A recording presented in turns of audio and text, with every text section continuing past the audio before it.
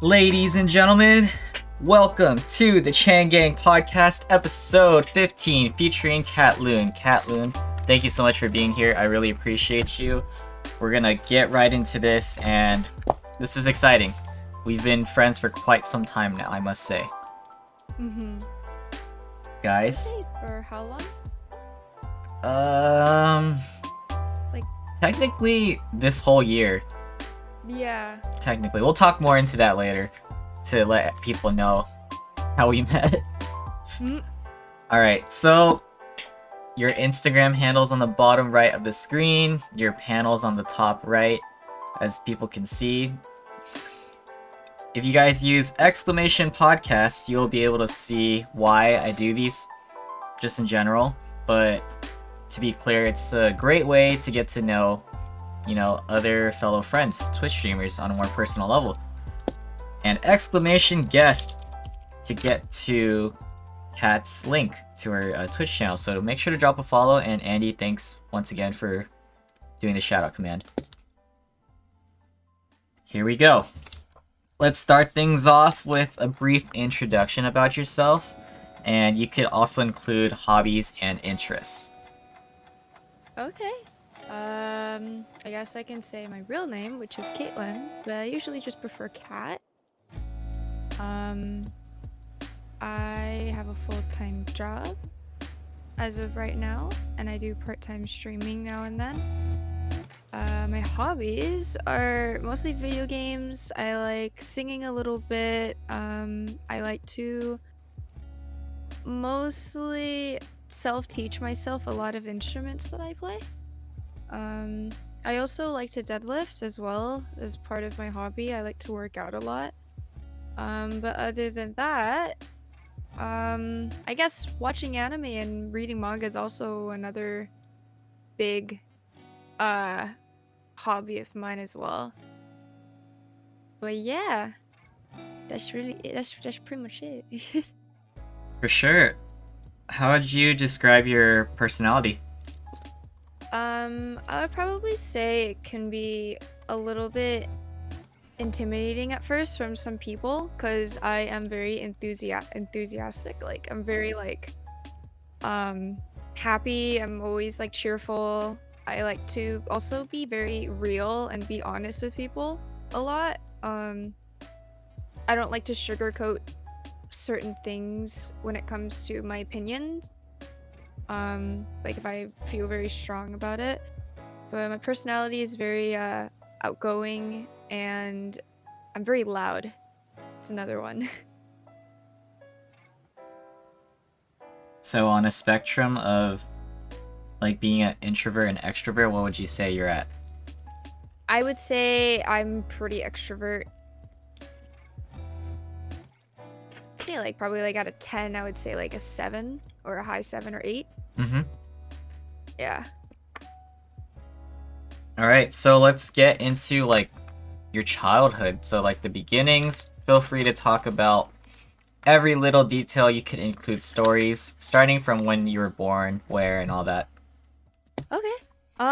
When I was born, I was expected. It wasn't a surprise or anything. My brother wanted a sister, and then boom, I popped out of nowhere. I'm like, hello. Growing up, I was very, very into video games and anime at the time. My brother was a big influence on a lot of games and shows that he would watch. I would do the exact same thing. Like, I would copycat him a lot. I would follow him everywhere. Growing up, I was very, very attached to my parents as well. But growing up a little bit, I started to notice a lot of difference of my behavior from other people.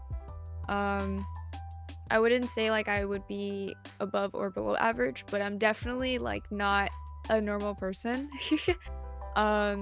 Growing up at age 7, I found out that I was diagnosed with ADHD at a very young age, which kind of explained a lot of my crazy, loud, and obnoxious behavior at a very young age. And I kind of was I wouldn't say I was weird, but yeah, I was an outcast to a lot of people. So growing up, I had to kind of put on this weird mask, trying to impersonate something that I'm not. Uh, at the same time, though, growing up more and getting more mature and learning a lot of uh, mistakes that I've made and learning, like, you live and you learn. Um, I didn't realize that I obviously was normal and I embraced it a lot and I accepted um, a lot of things that not many people would think is cool. They think like that's kind of weird. So a lot of my hobbies were mainly something that it was like I guess it really helped me cope with a lot of things in real life, like video games and anime and stuff. So that's why my brother was a really big influence for me growing up. But I would say in high school, I was bullied a lot as a kid at age 13 to 14. I was cyberbullied. Um, Still to this day, I'm still in shock that there are people in this world who never really like I don't know, it kind of doesn't make sense to me why people would do that. Um a lot of people made fun of me. Turned to the point where I got depressed and I learned about depression. I learned about anxiety and mental health growing up as well. And at a very young age, I still didn't really fully grasp the mentality and how other people feel. I was very self-centered. So don't get me wrong, if I met my 13-year-old self right now, I would think that I would be like the most annoying person. But I learned when I got older that I would just be like I'm actually kind of proud that I stayed as myself and not really think, or try to change myself for other people. I still kind of did my own thing and I had a lot of support from a few friends that were in my grade and my school that was able to help me throughout the years. And as I got older, I started like, focusing on me, started focusing on my mental health.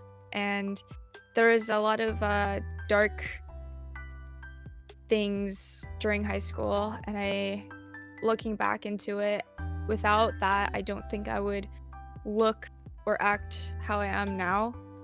Uh, but yeah, I'm really happy that things happen for a reason.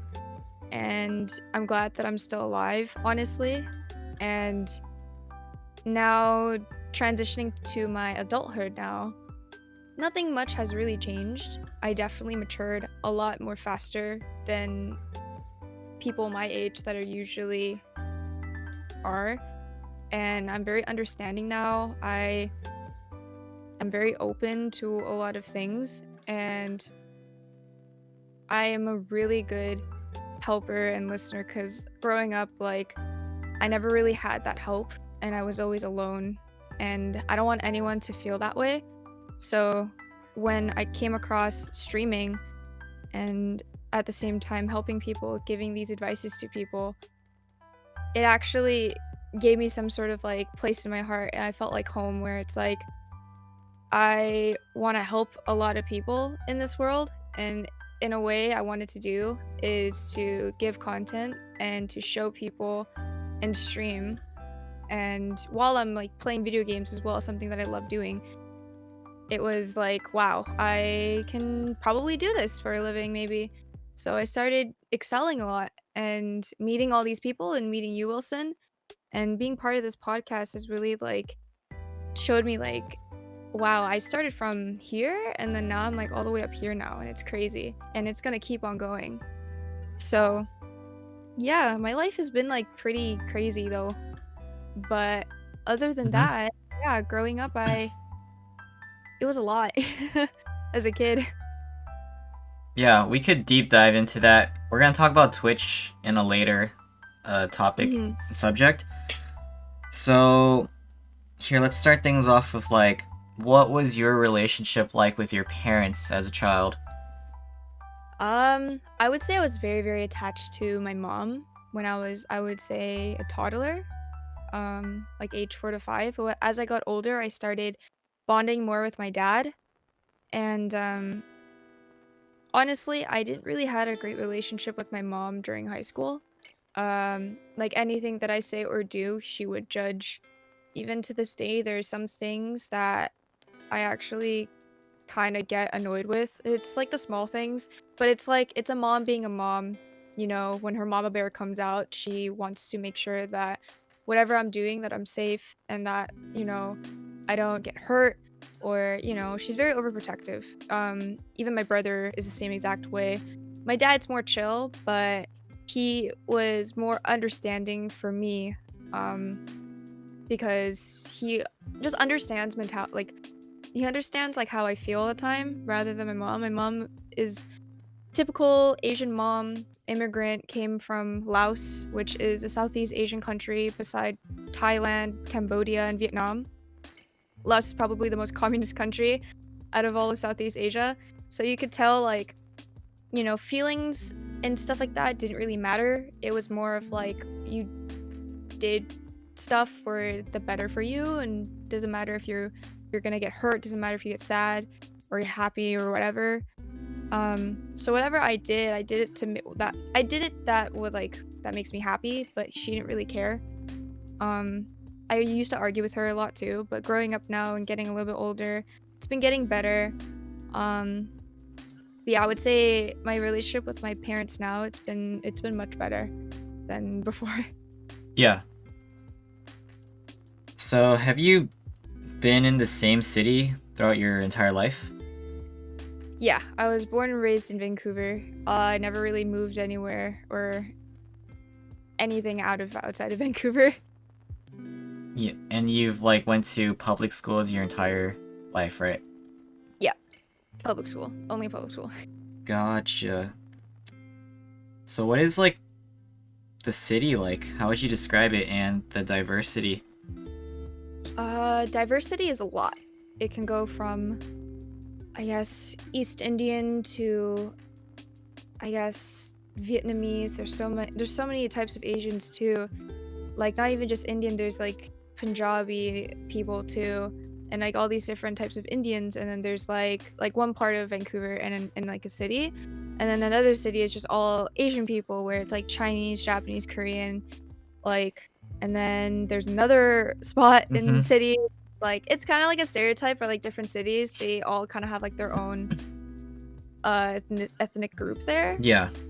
But our diversity here is crazy because not only that we have so many different types of people in our city, we have an amazing range of cuisine and different types of foods from different countries here. So I love this city just because there's so much diversity and like you can go anywhere you want almost, and like you want to crave a specific thing, like we most likely would have it. Nice. Yeah. So, let's specifically talk about, or you could get into details about elementary. Let's start with that. And if you have any Mhm. stories, feel free to talk about it. We could even go through grade levels if you could remember things. All I know is that elementary school, I was very like loud and obnoxiously like very, very like, whoa, this chick is like, she needs to chill, you Mm-hmm. know? That was before I was diagnosed, so all the things that I did, I wasn't like I was confused why teachers would hate me because I was so loud, but the kids, like the students in the same grade as me, they were fine with it. They didn't care. Cuz in elementary school, no one really cared about appearance, no one cared about what you would think opinion-wise, nothing. Like you're kids. um and the teachers would always, I would say, judge me a lot on me moving a lot, me twitching, or like having these weird tics where I would like constantly fidget a lot. Um, so when I guess like there wasn't really like a big highlight, but mostly it was just me having fun and just being smiling all the time and not really caring about what other people would say or think. Um, I would say my grade wise for elementary school wasn't the greatest. Mm-hmm. Compared to high school, I definitely did way better in high school than in elementary school. Um, but yeah, my elementary school was not really like it wasn't really like a big highlight or anything. Yeah. So what made you like get diagnosed, or how did that happen? I actually went to this place for it's usually for immigrants who don't really know English very well. They took Mm-hmm. me to a place called ESL. It's like an English learning place after school hours and stuff like that. Even like in even like as a kid when I grew up, I could not comprehend grammar and English very well. So my parents thought that like this kid is weird. Like she doesn't know how to talk very like she talks fine, but like her grammar in English and whatever is terrible. She's terrible at English.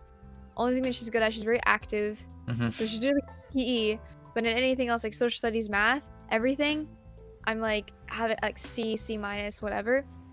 Um, so I think one of my teachers was like, I think your kid probably has some sort of spectrum of either autism or ADHD, or back in the day they called it ADD. Mm-hmm.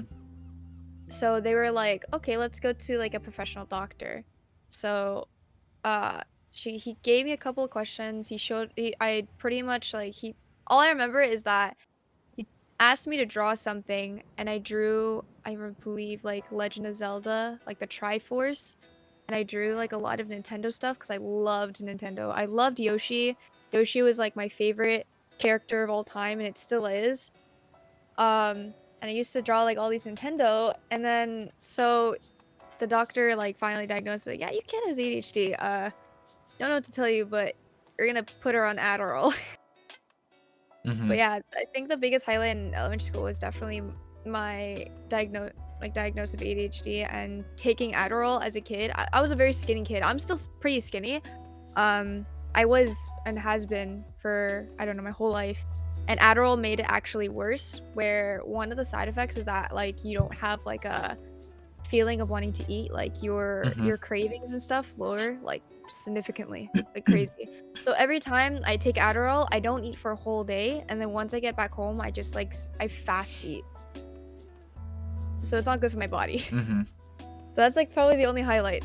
That's it. I was very self-conscious with my body too, in elementary school, which I don't know Yeah. why.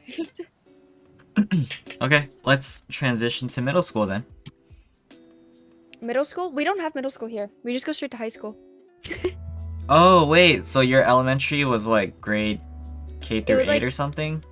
Yeah, it was like kindergarten to grade 7, and then high school starts at 8 to 12, which is 8 crazy. to 12? What the heck? I had no I know, I idea. hated it. I hated it.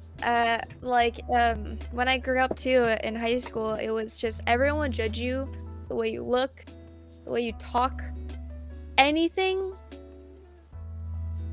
I don't know. I don't want to kind of put anyone under the bus under my high school, under my grade, but specifically my grade, it was probably the worst thing to be in because not only like I don't know, I hated my grade so much. It was Mm-hmm. Like your class, I, you mean? yeah, my whole entire grade actually. I just didn't respect most of them just because of growing up or being part of high school with them. It was like I lost so much respect for so many people because everyone is so fake. And our high school was kind of like a preppy high school, but it was a Mm-hmm. public school. It wasn't a private school. So everyone thought that, they were, so cool and all this stuff. And I got into like so much drama for no reason. I got pulled in a lot of um crazy scenarios where like I wasn't really part of the problem, but Has to deal with uh something. yeah, I was somehow part of like a problem at least for a few years until I hit I think grade 7 or sorry, grade 10. And then everyone kind of chilled a little bit. Um I guess because everyone was focusing on their career and like, oh my god, I'm going to go to university in like 3 years and whatever. So, but yeah, I felt like I wouldn't say I don't talk to them anymore. By the time I graduated high school, I just deleted everyone on Facebook. I unfollowed everyone on Instagram. I unadded a lot of people off of like a lot of many social media platforms that I associated with them. I was like, I don't want to associate with you guys. See you later. I was gone. Yeah, do you want to start just from the beginning, I guess grade 8, and tell us stories to give us a better understanding of what you went through? Like a whole new school. I would say I don't want to like I said, I don't want to throw people under the bus. Yeah. I mean, you Like could I'm really nice, use but different names or I don't know. I was dating this one person. I don't really remember much because it's been so long, but I was dating this one person for a while, and then I hung out with this one guy, and people started to get suspicious that I was cheating. Mm-hmm. It all started because I hung out with another person, and people just thought I was a shitty person because people just thought very suspicious of me. And to be honest, in reality, it wasn't like what it looked like. It was just like I how to explain? I get along with guys more than girls, and I still do, just because I've always hung out with dudes, so I know the mentality on how they act and how they talk. But when I talk to girls, it's like completely different. So I always Mm-hmm. had a lot of guy friends. Um, I guess they found me hanging out with this one guy with a group of people. And it wasn't just guys, it was like it was some girls too that were in it. I was just hanging out with a group of people that I used to hang out with. And from what I've been told, I don't know if this is true or not, people were taking pictures of me and this dude and sending it to, at the time, ex. I would consider as my ex. We were like 13, but I'll just say my ex. Yeah. Um, yeah, it wasn't really good because not only he didn't really stand up for me, I felt really hurt that he would be on his friend's side, I guess, or he didn't really do anything. So, I was very hesitant, and then I just broke up with this dude. But during that time, even my friends thought I was really weird too, like my old ex-friends. So they started cyberbullying me, and they made a spam account on Instagram and made a picture. Because I used to have dyed hair. I was very emo looking. I love having like colored hair. I still do, because but Mm-hmm. I had very long hair at the time, and um, I remember them posting a picture of like Patrick from SpongeBob and like trying to imitate me. There might be a little bit graphic, I'm not too sure, but warning of trigger stuff of words, but there was cuts on the wrists and there were colored hair. It was like piercings everywhere, wearing me all black and whatever. And it said like attention whore and stuff like that. Mm-hmm. It wasn't very nice. Let's just say that. Um, I wasn't really upset. I was actually surprised. I was just like, wow, these people have the audacity to make fun of someone, not just me, but like could be anyone, right? It's just like I guess the momentum of these people trying to make fun of me on the internet. And I remember telling my parents about it. I was like, Mom, Dad, something happened on the internet and it's about me. This is what happened. I had like a picture on like my phone or something, and I was like, hey, so this person and this person made a picture about me. Can you like tell their parents? Cause I don't know how I feel right now. I was very in shock. I was like, whoa, it's crazy. Um, and my dad, I remember him, his blood was boiling. I Mm-hmm. remember him when you see a dad really mad, especially when you know your dad is very composed and calm, Yeah. and he's mad, he's quiet mad. I'm like, "Ooh, okay, yeah, I probably pissed him off a lot." So my dad contacted one of my old best friend's dad, and all I remember is that we had a Skype call together. It wasn't even a Skype call, I would say. It wasn't like they weren't even trying to message me saying like, "Sorry." They just called me on Skype. I answered. And they were saying like, "Yeah, I just want to say I'm sorry. You don't have to like bring our parents into this problem. Like, I don't understand why you wanted to bring our parents." And it's like, how am I supposed to tell someone? And why would you make these posts? This makes no sense. Like, who would I go to? Um, like, I could bring this to the police right now, and you could be charged with bullying. Because at the time, cyberbullying was such a big thing back in the day. Because I Mm-hmm. remember it became a law here, where if anyone would cyberbully and it's someone that you know, you can crazy charge them if you want to. but I'm nice. Like, you have a life ahead of you. I don't want to like put this thing on your criminal record or some crap like that. I don't know. Yeah. But I warned them. I was like, hey, I could charge you guys like crazy. I could get a lawyer and tell you like all these crazy like laws you're breaking almost. Um, but I was like being very civil and I was like, look, I just want the apology. That's all I want. You don't need to make a big deal about it. I told my parents because I didn't know where to go, didn't know who to talk to. And they made it such a big deal about it. It wasn't just them that was in the call. It was even our guy friends too that were in the call and they were like laughing and all that stuff. So I was like, okay, obviously you guys don't care. So I'm just gonna go. Like, thank you for the apology. See you guys later. Ended the call. I was with my old friend as well, and we were just like looking at each other like, wow, these people are terrible people. Mm-hmm. I'm never gonna like we need to do something. And I'm like, no, we're not gonna do anything because if we're gonna bring more problems into this, it's gonna be really bad and it's gonna eventually bring authority here, and I don't want that. Like, I already know what types of people they are. I don't want to deal with people like them. You know, like as a person who's an Aries, I don't like wasting my time. I just block it off. It's fine. Live life, whatever. Going back to school, I didn't talk to them. I blocked them on Instagram. Hung out with my friends, my other friends that actually knew everything, and they were there for me and helped me support me on it. And I was like, yo, this is what happened. That was probably the biggest highlight in school for me in grade 8 and 9. But I don't want Wow. to say who they are. It was crazy. Yeah, you don't have I to. know I know it sounds like a Mean Girls movie, but it actually did happen. Mm-hmm. Yeah, it was like a burn book in Mean Girls, almost, or they just all made fun of every girl in a book. Mm-hmm. But yeah, it was crazy. After that, everyone kind of eased off a little bit. I pretty much started working out like crazy. I started eating good. I started getting more fit. I started like looking better. I started looking more, I guess I would say the glow up of high school. Like my glow up was crazy, I would say, thinking about it, like looking back when I was 13 to now, I look completely different. Mm-hmm. Um don't want to brag, but probably out of all the people that made fun of me, I probably had the biggest glow up.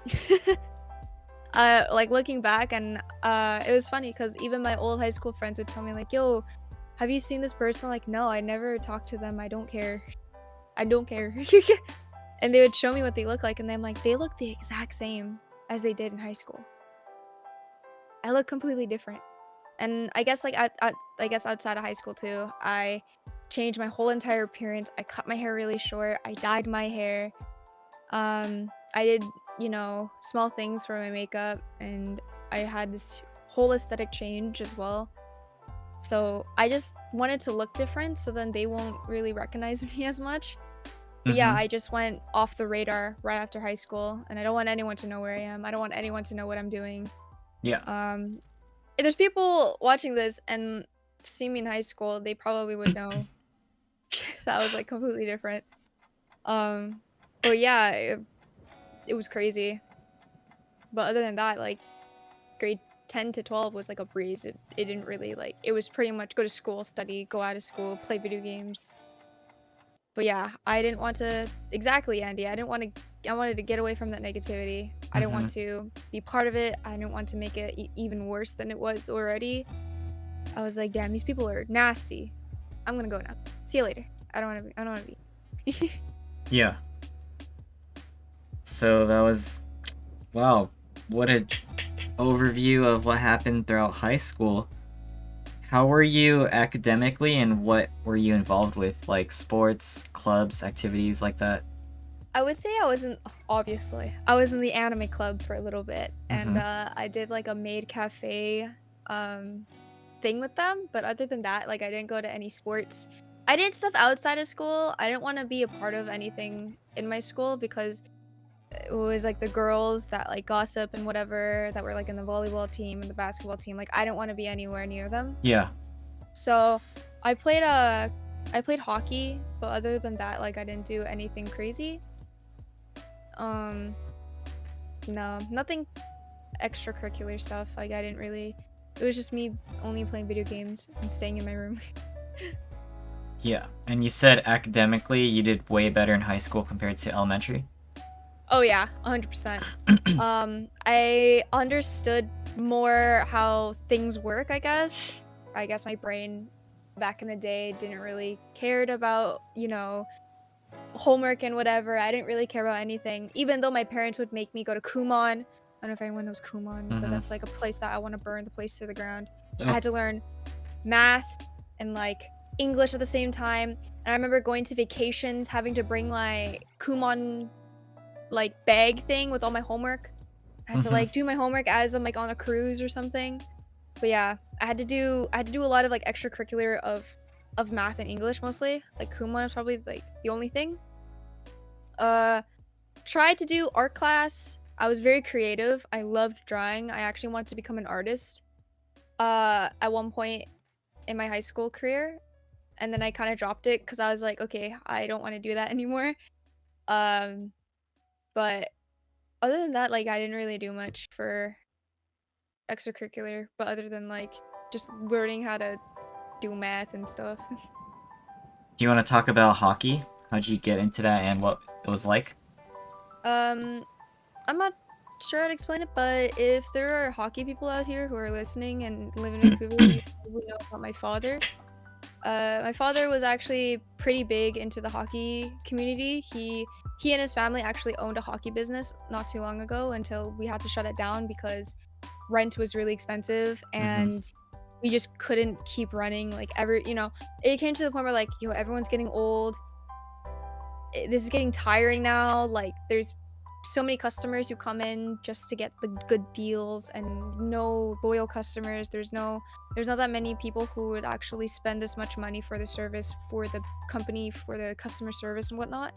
So it just the marketing started changing and they didn't like it.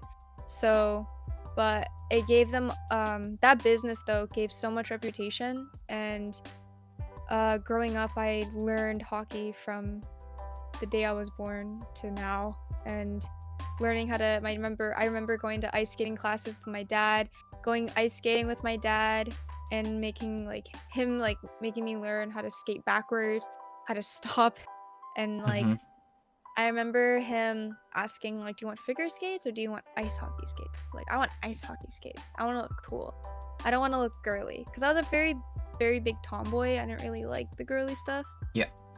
So I always had all the boyish looking stuff in my room. But yeah. Were you good? Would you No. say? Oh, Nope. you just learned it at least. I learned it, yeah, and then I started getting into cosm hockey because I have very long legs and I run very quickly. Mm-hmm. So my dad's like, "How about you do cosm hockey where you don't have to skate, you just run and you just play hockey." And I was like, "Okay." So I was really good at that, but not ice hockey. Yeah. I did a practice and I was like, "Nope." The uh Everything that I wore was too heavy on me. I was very skinny, so anything that I tried to go up will go down. So I looked like I was like a gremlin and Mm-hmm. like all these hockey gear. Gotcha. Okay, so I guess overall, what kind of kid would you describe yourself as within high school? You know, um the stereotype or whatever you could come up with. I guess a stereotype for high school in that case would be like the nerdy, outcast looking ones that always get bullied by the jocks. That's exactly me. Damn. Okay. Yeah, be like, leave me alone, Jimmy. I just want to get to class. And Jimmy's like, no. Are Really? there other instances of bullying that you would want to talk about? Other than that, it's only cyberbullying. I never gotten bullied physically, Mm-hmm. which is surprising, which actually really shows in this society, especially at that time where people will not confront you unless it becomes a really big problem. But I didn't want to make it a big problem, so I didn't really confront it. So in a way, I did some sort of weird mentality where I showed them that I've done better than they have by working out, looking more fit and stuff like that in the senior year. Um, because I just wanted to show that I just didn't care. But really deep inside I did because it hurt me a lot. Mm-hmm. But other than that, it made me feel better that I'm actually been doing a lot of things for myself in the senior year. So I just feel good that I don't have to deal with that anymore. Um but yeah, I would say. Since we're on the topic of bullying, do you want to talk more about depression and just mental health, like what you went through and what you could say about it? Oh yeah, not only bullying, like relationship stuff too. I jumped into relationships at a very young age, which I low-key regret, even though my mom told me not to. And I was a very rebellious kid to my mom. So Oh, yeah. speaking of that, I was gonna save relationships for another topic, but we could, if it's related to that, we could actually go through that first. Yeah, Let's I do guess that's that. like part of it too. Yeah. Let's start from the beginning. Your first, My whatever, first anything. relationship. Could be a Uh, crush, relationship, and then it was go down the it line. was something. I don't even know how I got into that. All I know is that I asked him out and he said yes. That's all I remember.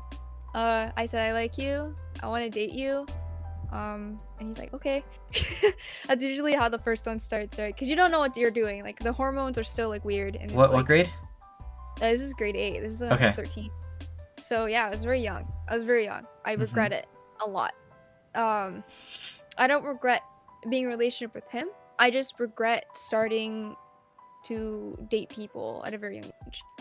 Um, I feel like I would say that it made me more mature because relationships, it actually changed me a lot and it gave me these like sort of bad habits where I would have a lot of anxiety. Like I have very like high function anxiety where I would start like picking my fingers or shake my leg really hard. Um, I guess like my first one, I just didn't want to give him a reason why I actually left. Not until like later on, I actually told him the whole truth on like telling him, yeah, this is what actually happened and I had to leave you. And he was like, that makes sense. So, my second one wasn't really like that one lasted I think like my first one lasted about like a whole year. Um, Mm-hmm. then I got into another one which lasted about 5 months and then he dumped me and I was like, "Oh, what the heck?" And then I dated another person and it lasted the whole entire school year. Even outside. So about like 4-ish years, 4 plus years. Um, but yeah, no, my relationships became very, I guess, big highlight because it changed me to a person where like now I know what I want in a relationship and I don't want to waste my time on trying to do the small things with someone. Like I want to be serious with someone next time, you know? But the relationship stuff in my high school really made me really mentally unstable and I should have known that a long time ago. And I just kept doing it because, I thought that was a way to like to cope my feelings, to, if someone was there for me and could help me take care of me, like that would probably make me feel more happier. That would probably solve so many problems, right? But it didn't. It was more of like a me problem rather than, you know, them and the relationship. So when it came to a lot of depression stuff, uh, I had a lot of suicidal thoughts and a few attempts of it as well. And I'm really glad that it didn't succeed. And I'm glad that I'm still alive right now. But it was really bad. And my dad was actually really proud of me. I remember this too. This is also another big highlight of my high school that I went to the counselor by myself because I literally told them that I need help. I'm not okay. I just did this last night and I don't know how I feel. Can you please help me? Like, that's literally all I did. I went to a professional therapist under my high school board, and I think that was probably the most proudest thing that I've done where I've actually opened up to an adult telling them, like, yo, I think I'm depressed. Please help me. Um, so there's been a couple times even outside of high school, I would go to therapy now and then just to like see if, you know, if there's something wrong with me or try different things to help cope with like, especially like my anger issues at the time as well, or, you know, how I could help with my anxiety. So I had a lot of fidget toys and stuff. I had a lot of squeezy stuff. I still have one here. It helps me like squeeze. I just squeeze things when I get really mad or I have a lot of anxiety and I just squeeze so many things. Um Even as like a kid too, I would like bite things, like tease stuff. So I always had like stuffed animals to bite on. Even like my old baby blanket that I still have, there's a lot of bite marks everywhere. Mm-hmm. So yeah, from the day I was born, I had a lot of anxiety. I didn't even know that. Um, but yeah, all I gotta say is that, you know, if you have something wrong with your mental health and you know that something's wrong, you should do something about that. You should definitely talk to someone. I've already witnessed um two incidents where I lost two people that I knew due to suicide, and one of them was a year younger than me, and another person that I knew from a different high school was the same age as me. Um, and so when depression became a thing, again, it made me realize that, like, wow, I don't want anyone to feel this way. Like, I want to help people. So that's why, like, I feel like depression and all that stuff, like it really is the most important thing. And I feel like that really helped me form to who I am now, right now. So I'm pretty proud that I went to therapy by myself and stuff and try to help myself and whatnot. But yeah, it's not fun. It's not fun. So depression that stemmed like during the time you're in your first relationship? Is that hmm what it is? Yeah, that was the first time I believe. Um I wouldn't say it was one attempt, but on my third relationships I had two attempts. Um, so I already knew that like it wasn't the guy's problem. It was definitely me, that I had some sort of reason that I had to like do these things. Mm-hmm. Um, so I knew that something was definitely wrong with me. So that's why I had to end my third relationship, which was a very long-term one. I knew that something was wrong with me, and I knew that I was gonna hurt him a lot, but at the same time, this is something that I needed to do to make me happy, and I just didn't want someone to see me suffer like that. I want them to live their life. I want them to focus on doing them, and I gotta focus on me right now. So right now, it's kind of like a whole dilemma right now at age 20. I'm having a whole dilemma of myself of like what I want to do, and you know, if I'm happy right now and stuff that I'm doing is making me happy. Um but yeah, my first relationship as well as having a lot of friends was the biggest stem to my depression, because not only that, you know, when you have friends you would think that they would be your true friends at first when you're young, right? But nope. Mm-hmm. People will turn backs on you and will do things that you would never think they would do. So I was very stunned. I was very like in shock. But other than that, yeah, I don't want anyone to go through how much I've been through already. Got it. Yeah, people are stupid. So how would you describe the differences between your three relationships and like what you were going through mentally? Because I get that you did go through a lot, but I don't know exactly like what your thought process was that made you like spiral, you know? Uh I think it's more of like I was very insecure and I degraded myself a lot too. Mm-hmm. So I overthink like crazy too. So even if I wasn't doing anything wrong, I somehow had that weird mentality where it's like the smallest things I would think I'm doing something wrong. Um so even growing up too, I felt like whatever I did, people would judge me. So I guess that's how the overthinking stem came into place, where, um, you know, when I had my like 3 relationships, I was like really overthinking. Like, wow, I can't believe like I'm hurting these people. I can't believe like I'm a terrible person. It started like going on and on. It started to get even worse and worse. And I guess that's how I started doing this weird spiral thing. I had this weird routine where um I am a people pleaser, and I realized that in my 3rd relationship.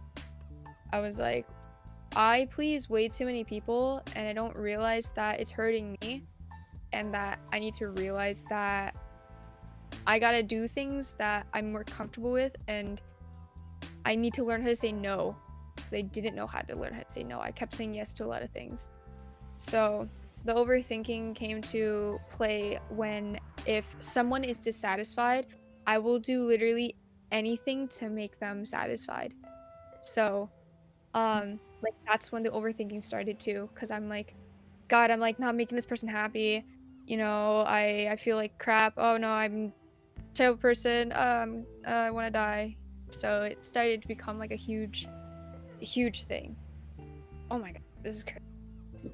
But overthinking was definitely the biggest thing that I think that stemmed toward that turned towards depression, because I would degrade myself so much, and it just went all the way down to almost 6 feet under, which is scary to think.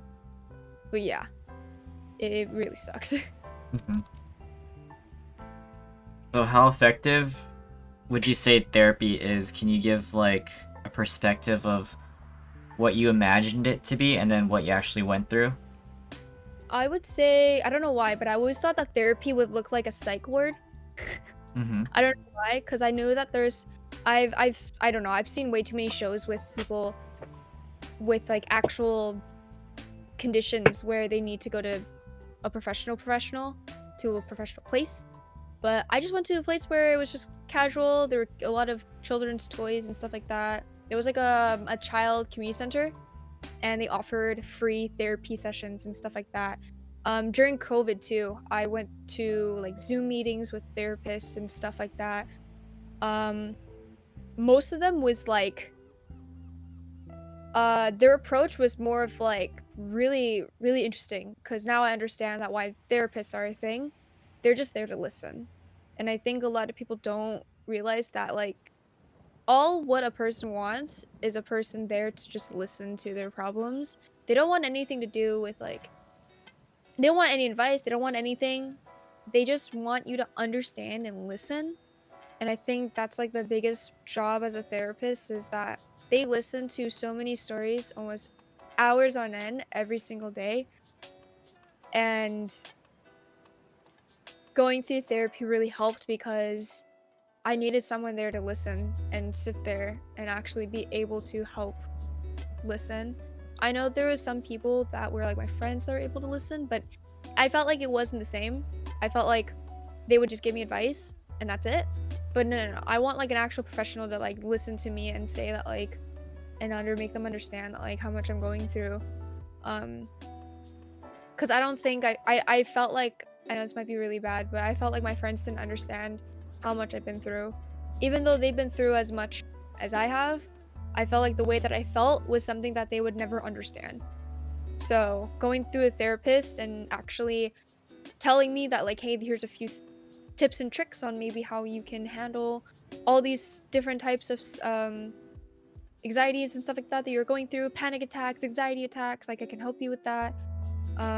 Like I've already met so many people with antidepressants. I've heard so many stories of my old job, especially working in retail, and them telling me their story about going through therapy and stuff like that.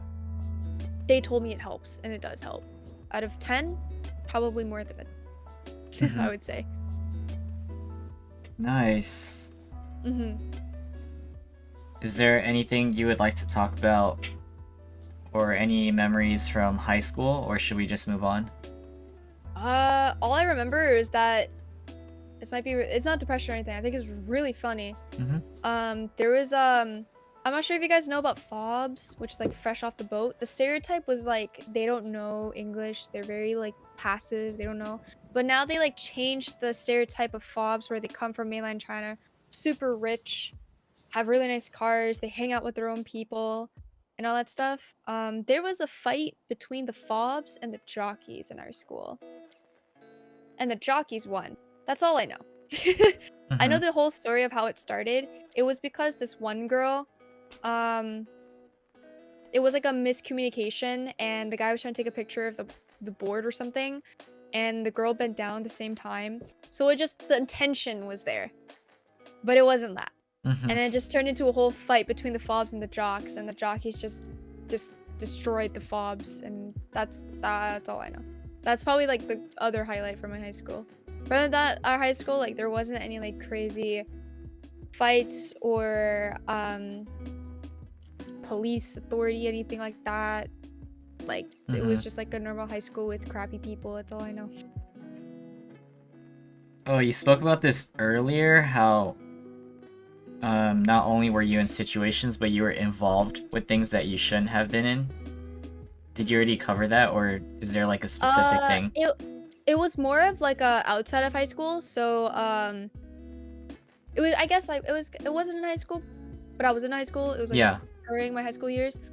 I was pulled into a lot of like um situations where especially in high school too. I remember meeting my old ex-friend, and she started hanging out with me, and other people was like, yeah, she's a bad influence, and you're becoming her, like I don't like you anymore. And it just became like a huge thing where I don't try to influence anyone. I just do whatever I want to do, and if people want to like try things that like I'm doing, like yeah, sure, go for it. I don't judge you. um I even told her like don't be pressured to doing whatever I'm doing. Like I know that you're a straight A student, like your typical parents would Asian parents would like hit you with a bamboo stick if you did this, and because I did it, like I don't want you to feel like you're pressured. Like do whatever you want to do. I do not care. So other people outside of that friend group started like judging me and stuff like that, and I was just like, no, it's not that. And then they just don't like me because I did something that I was doing normally. I don't know. Um, Other than that, even in situations like in relationships, I got pulled into a situation where my other I have a lot of ex friends, just letting you know. All of them are girls. I'm gonna say this once, but I don't know why, but I don't have really good relationships with girls. I don't know why. Their mentality is different, but there was one point in my life where I got into a situation with this other chick, and she was like trying to threaten me and stuff like that because I had relations with this guy that she was with. But this was before she was dating him. So I told, like, she started saying, like, I know where you live, I know all the potentials that I could say to these people. I can make you like miserable. And I was like, I don't care. We're not in high school. At the Mm. time, we weren't even in high school anymore, but we met during high school. Um, but it was like I said, I was pulled in situations where I was just doing my own thing. I don't know what I did wrong. Everything happened in the past, and people kept bringing it up to me, and I was sick and tired of it. So one of the biggest reasons that I just went off radar of high school was that I didn't want to be a part of anything that anyone was in. So yeah, that's pretty much it with the whole high school thing. It was a lot. There was Mm-hmm. a lot of things happening. For sure. We could transition to college. College, I went to college for one semester, Mm-hmm. and then originally I wanted to do business and get a bachelor's degree in marketing management in a very, very high university, but I didn't have the grades for it. So I went to college to try to transfer those GPA scores towards the university. So I went to a college, most people would know, in Vancouver. Um, mostly it's very well known for people that go to college just to transfer out. Like they don't graduate in that college, they just transfer out. Um, Mm-hmm. did 3 classes. I failed 2, and I got academic probation, and I can already tell, like, I felt miserable in that 1 semester. Not only that I had to go there multiple times for different classes and stuff like that, I just didn't feel like it was worth it. I felt miserable. I actually almost fell into depression again because this college life, I didn't have a dorm or anything. The college that I went to, where it wasn't like a dorm life thing, that's more like where we live, it's more of like a university thing. Mm-hmm. Um, so I was like, I don't like this, so I'm just gonna drop out and then work. So that's what I've been doing. I dropped out of college at age 18 already.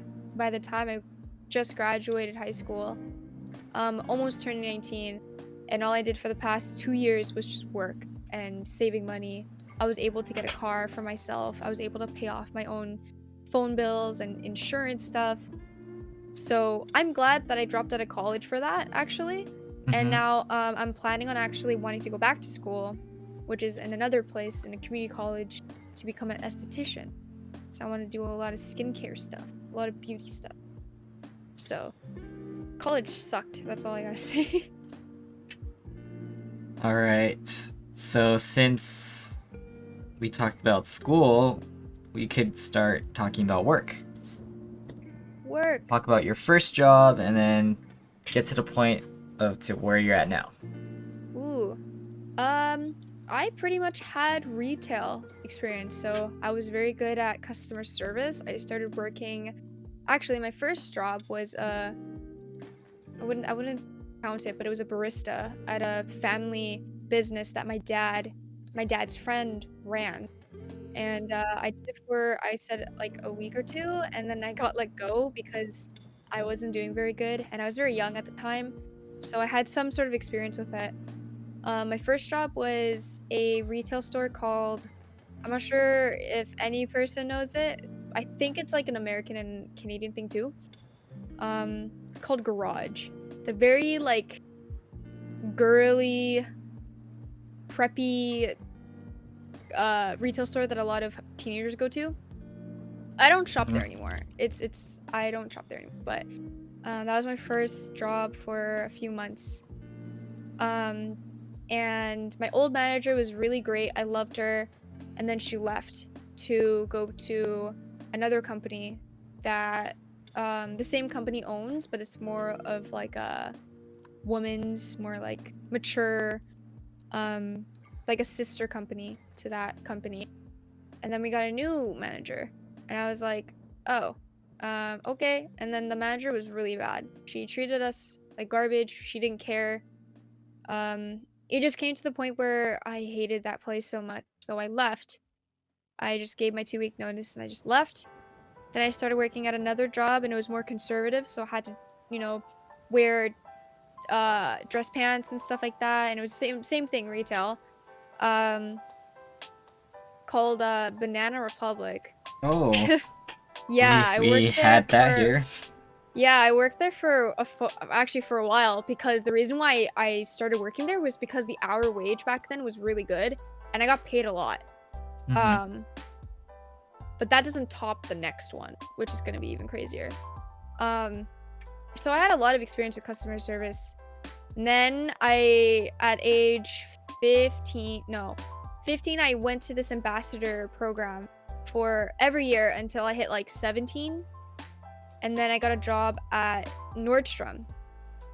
So you would expect Nordstrom. like, yeah, it's a very, very designer brand, very rich, luxurious stuff. And I worked at the most cheapest department there.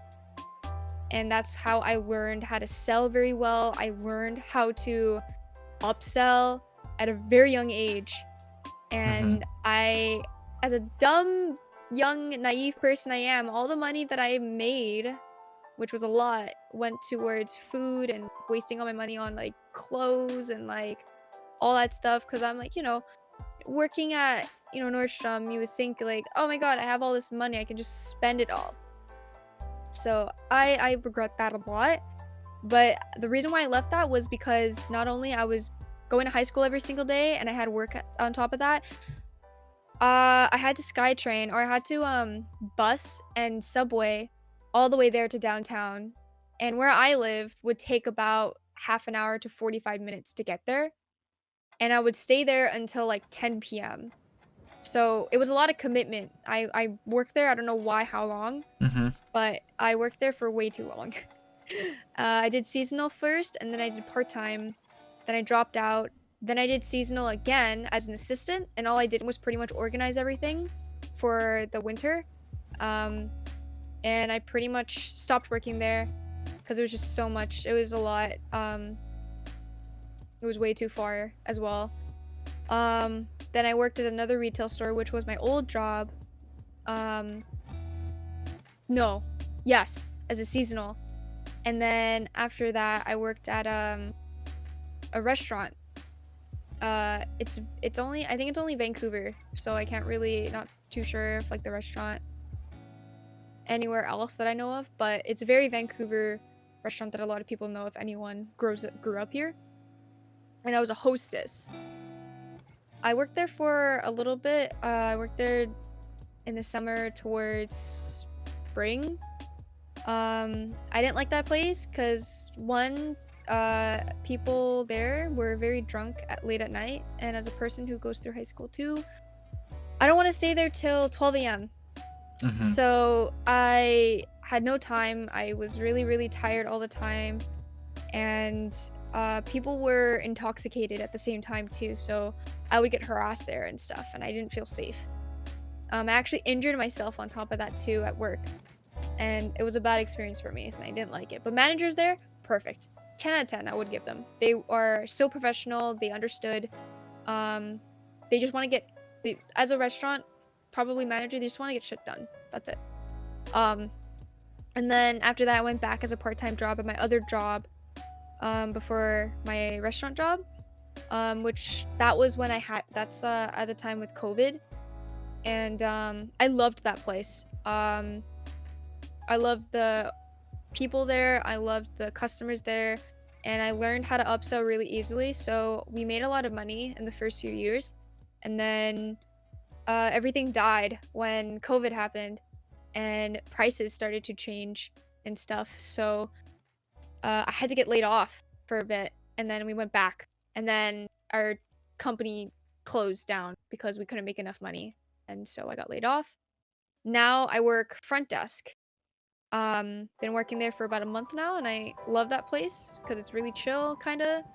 Um, not too sure how to say, but it's a lot mentally draining, sort of sometimes. But um, I work with people who care about each other. We look out for each other.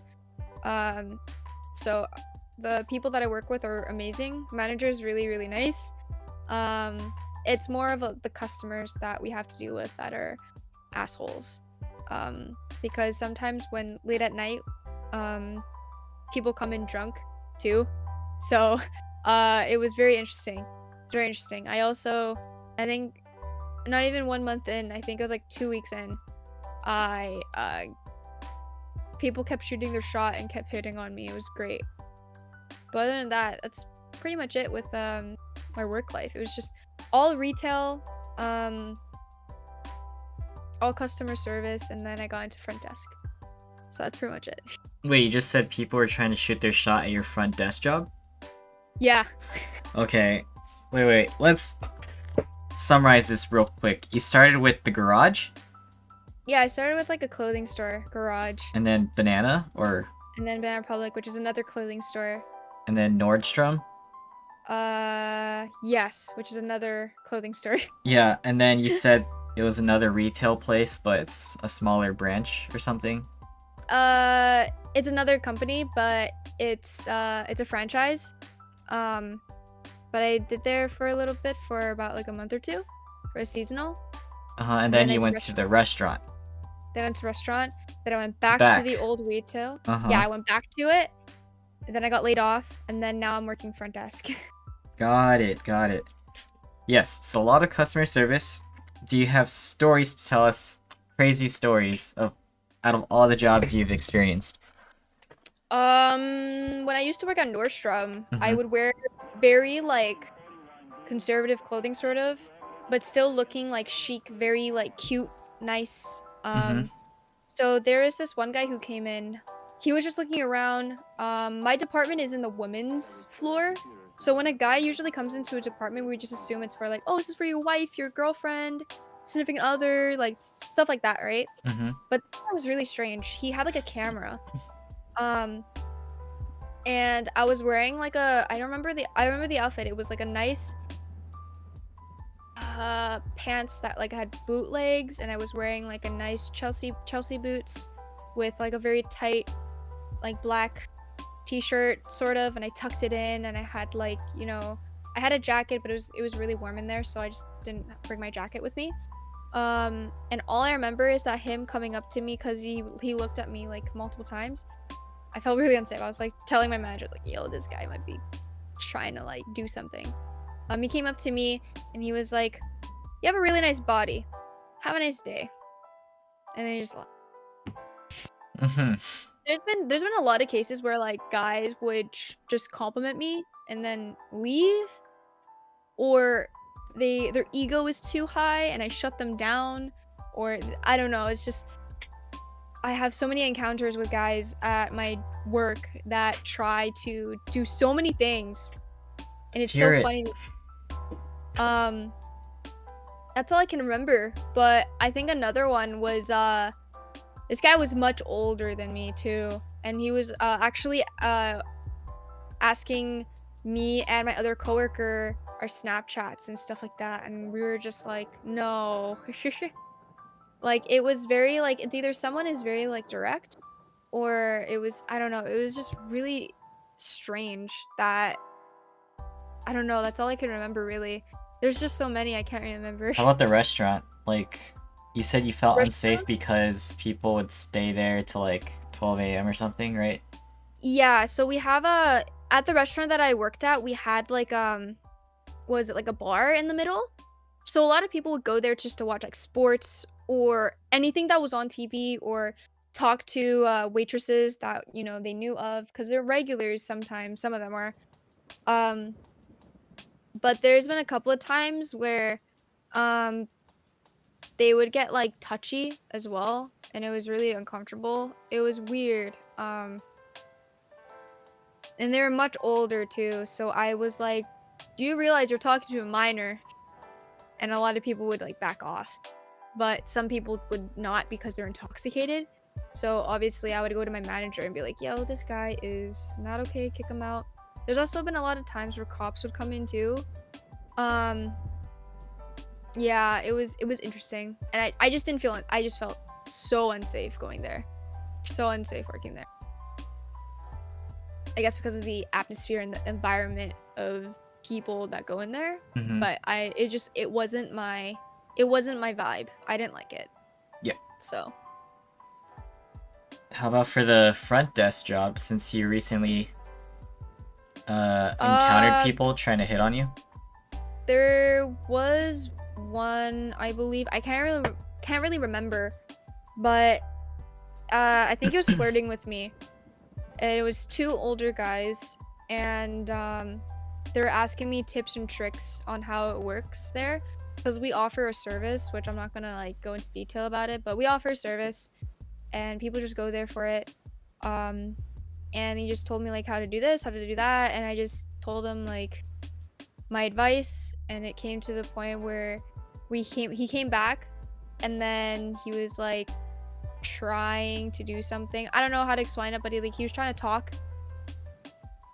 cool, or trying to like act like, I don't know, very like strange. I just didn't like the way he was talking to me. Mm-hmm. So that's all I was gonna say. I don't remember, but all I remember is that um yeah, no, during my work, I just if someone compliments me, like it's fine, but when people try to shoot their shot at me at work, I'm like, I think that's so, not gonna lie, I feel like that's disrespectful to me. I don't know why. Well, I guess that summarizes your work experience. Yeah, pretty So much. moving on, let's talk about more social aspects. Have you ever had a partying phase? Um, are you big on events, concerts, stuff like that? Yes, I had a very big party phase at a very young age.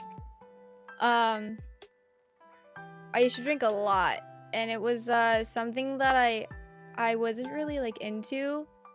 Like you would never expect me to start partying at a random age, but it was something that again helped cope with a lot of things. So I just started partying with different types of people. I hung out with different types of people that were bad influence and did a lot of things and not get into too in depth about it, but I'll just say that I drank a lot as at a young age, and it almost came to the point where I almost became an alcoholic because I would have cravings for it, which was really bad. And so I forced myself not to do it. And I just forced myself to drink water. Um, I tried so hard not to do anything addicting. Anything that I was addicted for, I would never ever try. And the closest thing would be alcoholism, probably. Um, but other than that, I did have a partying phase. The only thing I remember from my party was everything. The party ended because the host and his best friend started fighting, and we actually became physical. So all of us just dipped. Mm-hmm. And the next day, I found out that they made up and they ordered pizza and they slept over. The guy just slept over at his house. That's it. It was wholesome. Interesting. Yeah. But other than that, that's all I can remember from my partying phase. Because most of the time when I party, I don't remember any. So when did it start and end? Age 16. Mm-hmm. So very young. Not gonna lie, I don't regret it because it actually helped me how to cope with addiction. But it was fun. It was fun at a very young age. I feel like I wouldn't, if I ever had a kid and they had a partying phase at my age, I would not get mad at them because it's like I feel like that's everyone's age at that point where they start to party with people and they start to drink and stuff. But yeah, no, I drank a lot. I almost drank too much at one point, and it was bad. But yeah, I did have a party phase. Are you just chilling now or what? Yeah, I'm chilling now. I mean, ever since I started, like, I turned 19, because of during COVID, when I turned 19, drinking here is legal, and as well, you can go to clubs. So I've been, like, I wouldn't say this is addicting, but I've been craving to go to clubs. Like, I want to party so bad Mm-hmm. because I'm at that age now, and I'm almost, like, my birthday's in April, and I know that it's not that close, but it's close enough to the point where, like, damn, I'm turning 21, and I want to now party in the States now because I'll be legal in the States. Gotcha. So, what type of drunk would you consider yourself as? Oh my god. I'm the type of drunk that I'm very, very loud. I'm Mm-hmm. even louder. And I guess like I'm very social with people. So even if it was like someone that I don't even know, I just kind of like I come in and I'm just like, "Hey guys, how are you guys doing? Like, you guys doing okay? Like, you want me to get you water and stuff?" Because I become like, I don't know why, I start to like baby a lot of people, especially people that I know. I also get really babyish too myself, or I'm like, I don't want to go anywhere. And my friends try to drag me somewhere, and I just get all whiny and stuff. Um, I'm also the type of person, especially when there's a time where a girl was crying at a party, and I remember like being that drunk person and going up to them and encouraging them and helping them out. Like, I'm that drunk where I help everyone and I like talk to everyone. I'm like the most social person you've ever met. And I think during my partying phase, that's how I met so many people. And I don't talk to them anymore, but I've met so many people when I had my partying phase, and that's how I got into so many parties. Mm-hmm. So it was a lot. I'm fine now, but my drunk me like would be like I'm very settle. Um, I just like to have fun. That's pretty much it. Like there are times where I did get sad drunk, but that's because I was going through a lot. But now I'm very very happy, very outgoing, very loud. But yeah, that's the drunk me. What's your favorite thing to drink and least favorite? Soju is my favorite thing to drink. Least favorite thing to drink is probably Captain Morgan, because I had a very very bad experience with that. I'm not sure what Captain Morgan is. I think it's like I'm not sure if it's whiskey. Do you recall why specifically that bad experience? I drank one really big shot of it Mm-hmm. and I threw up. Oh, okay. Yeah. Oh, it's a spiced Just like rum. that. Yeah. So if I think a lot of people would probably tell me that like you probably won't like Fireball, but I haven't tried Fireball, but I really want to try it. But Mhm. Captain Morgan is like a spiced rum, so it's almost like Fireball because there's cinnamon in it.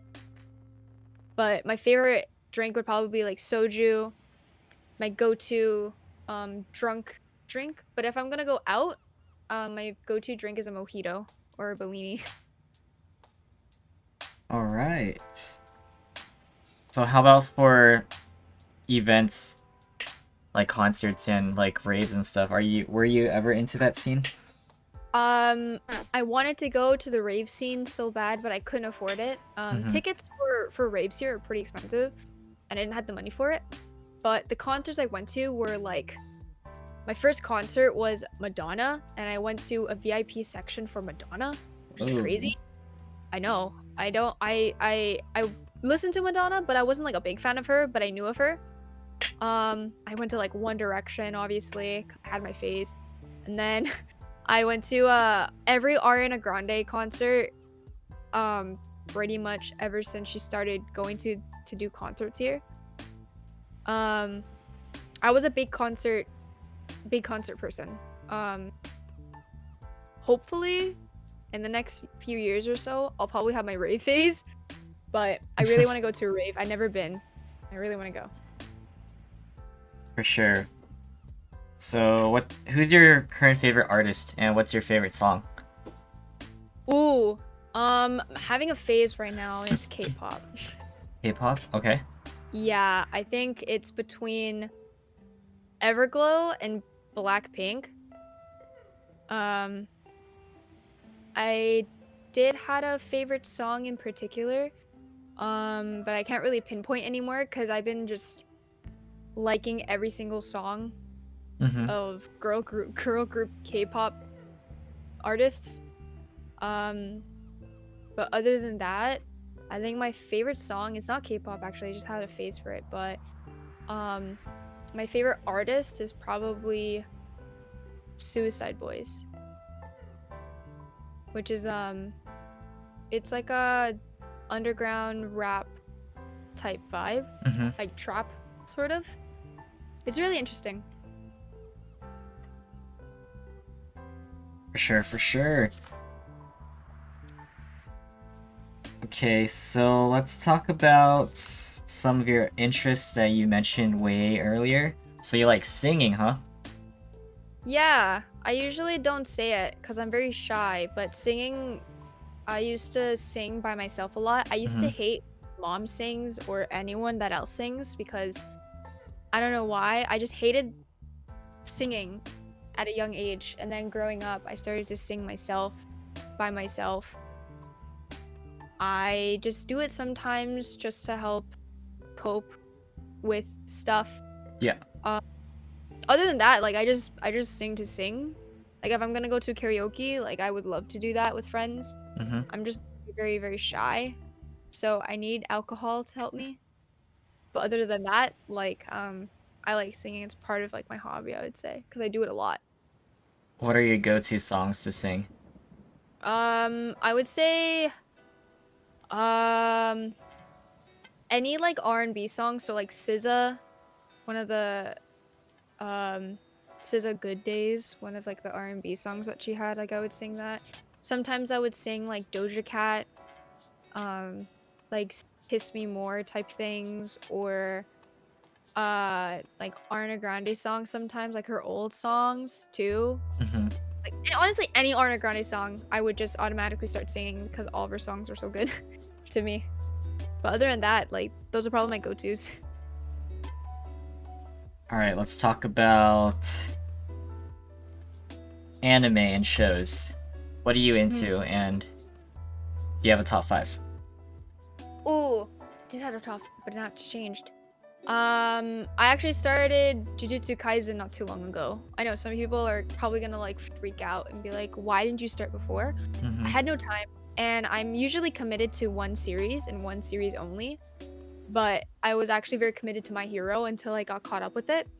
And then I just started, my commitment with anime was really bad until recently. Mm-hmm. And I would say My Hero is probably like my top 5. Jujutsu Kaisen. This is excluding Studio Ghibli films because all of them are really good. Because I don't want to like put them anywhere. Mm-hmm. I would say my third one would be maybe High School of the Dead, because I'm like a really big OG anime watcher, and High School of the Dead was something that I really liked. It was really good. Ooh. Dang, nice. I'm like thinking between After the Rain or Your Lie in April was really good. Probably my top 4. And my 5th would probably be it's a small like film series called Himoto Umuru-chan. She's like super cute. She's like, it basically starts off as like her like super perfect straight A student, and then once she gets home, she becomes like the biggest otaku ever. And it's like a term in Japanese called himoto, and it's really funny. And it's like her life and how she lives between high school and her everyday life at home. But yeah, that was probably my top 5. Nice. Yeah. Do you watch anything else aside from anime? I did watch a few Netflix series. I forgot what it's called. But I used to watch a few Netflix series that were like actual shows. Mm-hmm. I don't know what it's called though. What genres? It's like a cyberpunk genre type. Like it's like action based, but I guess like the aura is like the cyberpunk looking old fashioned type vibe. Yeah. Oh man. Once, top of my head, I just don't remember what it's called.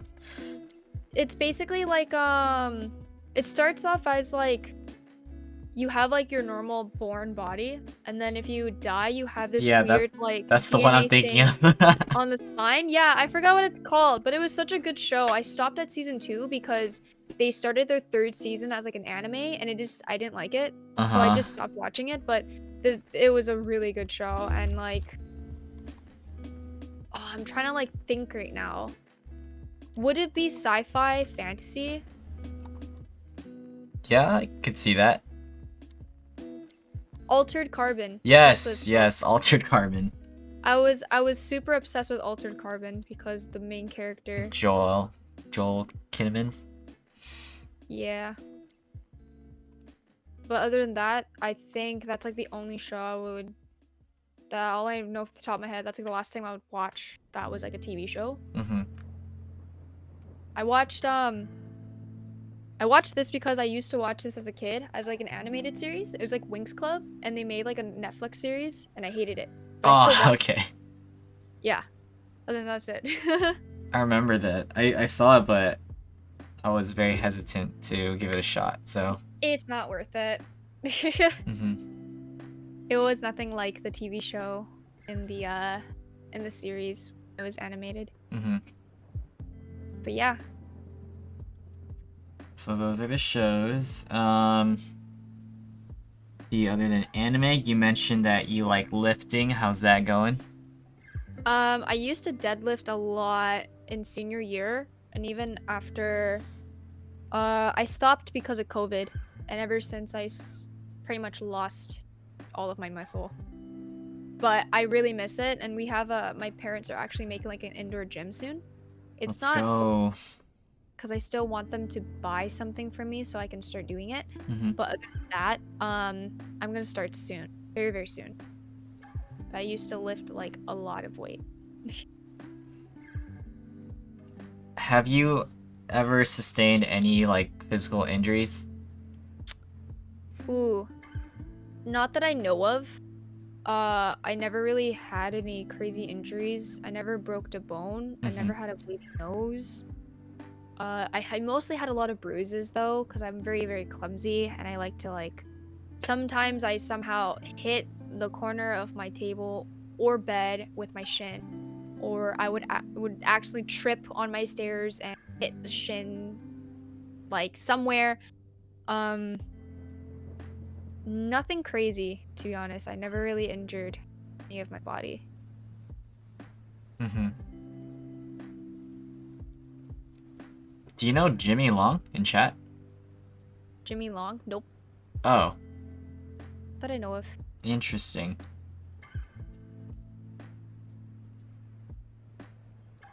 Alright, before we get into separate topics, how are you mentally as of now? Much better. I would say during COVID, it was really hard, especially the year 2020. It was I had a whole huge dilemma and it sucked. But after that, I overcome my, you know, going through like therapy and stuff. I like pretty much feel so much better and I know what to do. I'm pretty much just taking it slow. Everything will come in time pretty much. That's pretty much what I'm doing right now. But that's it.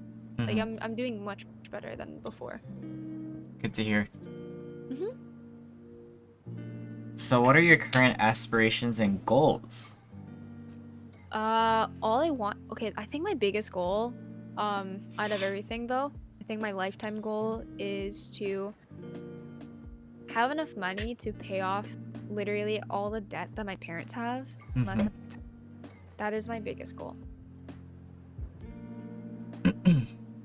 Other than that, I just want to have a career that I can afford almost anything and not worry about a price tag. Like travel places. Like let's say I would like go to Japan, I don't even need to like look at the price tag. I just order it. Don't worry about my. Yeah, go for it. Yeah, exactly. That's pretty much like two of the biggest goals.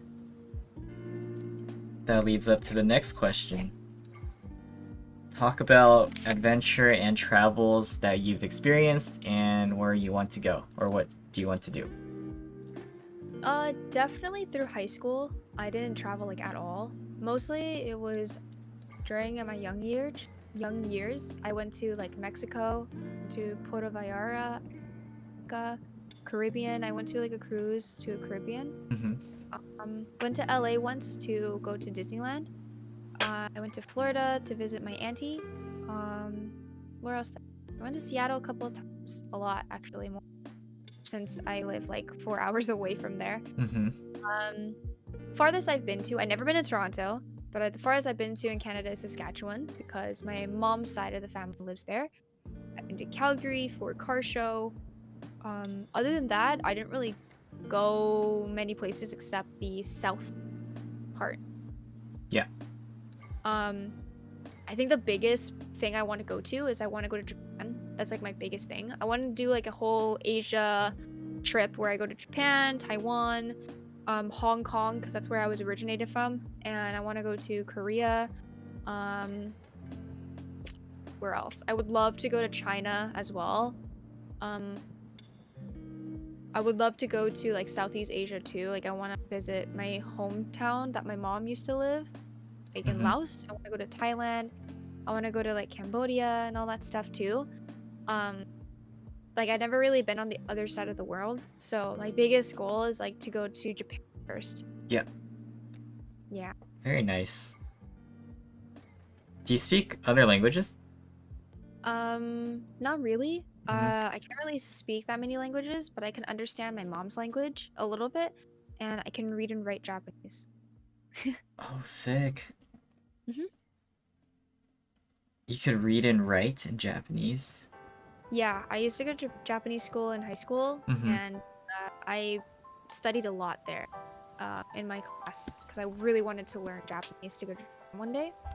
They had like an exchange student club that they had, and they're like, "Oh yeah, this year we're going to Japan. So if anyone wants to come, feel free." So I tried, and I didn't really like want to go anymore because I was like, I want to go with friends. I don't want to go with students I don't know and like be an exchange student. Mm-hmm. So instead, I pretty much just learned Japanese. All right. And last thing to touch up on, let's talk about the car stuff. Oh yeah. Yeah, how'd you get into it and whatever you want to say about it, your experiences. Um, I got into cars in my third relationship during high school, and he loves cars. And so I got into it. I got into That's why I want to go to Japan was one of the reasons was car stuff too. The car scene there is crazy because it was originated from there. But JDM stuff was definitely something that I didn't really was fond of at the time. But when I got older, I was like, oh, I got a license. I should probably get a car in manual. So I do have one. Mm-hmm. 2009 Honda Fit, and I'm thinking of doing a lot. I'm just waiting for my parts right now, but I pretty much learned a lot of car stuff from playing video games, and I played Forza Horizon 2. That was like my first car game, and I would play like only Forza Horizon like all night with my friends, and like that's how I got more into cars and wanting to learn how everything worked. So in high school we had like a class called like automotive class, and I took that class. So I learned how the engine works somewhat, and I learned how like there's different, you know, gas types of octane and how to do oil changes. So I know how to do oil change and I know how to change tire. That's pretty much it. Yeah. Then car shows. Car shows, yeah. So I met a lot of people through a car show called Driven. And Driven is pretty much like a Canadian car show that everyone goes to. And I met a lot of people there. I pretty much met people that I still talk to this day about cars, and if I need any help, ask them. But they're fairly famous. It's like crazy that I know them. Mm-hmm. But at one point, I actually wanted to become an import model because, funny enough, I actually wanted to model during high school, but I never had the time to. Mm-hmm. And outside of high school, I was able to actually model for the Vancouver Fashion Week, and then COVID happened, so we couldn't do that anymore. Mm-hmm.